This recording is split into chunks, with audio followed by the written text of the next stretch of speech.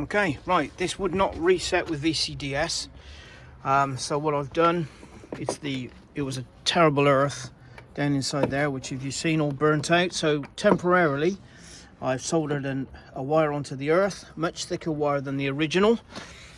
Okay, and just brought it out to there and completely bypassed it. Disconnected the battery, did a hard reset, which is join the lines on the earth together, leave them together for about a quarter of an hour. We now have hazards, which is a good start. We never had that before. If I get the key, bear with me. I always leave the key in the driver's door and I know where it is. If we now get back in and just turn the ignition on, let's see what we've got. We've got indicators, left and right. I can see they're working on that telltale. We've got no warning for coolant. The bonnet's open, so we'll have no wipers. I'm not worried about that.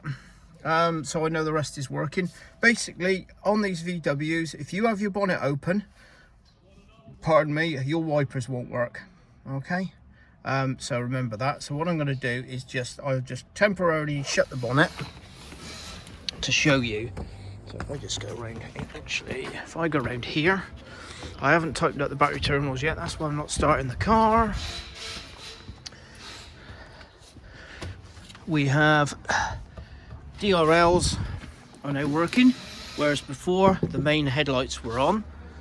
So let's just shut this bonnet like that, just to show you.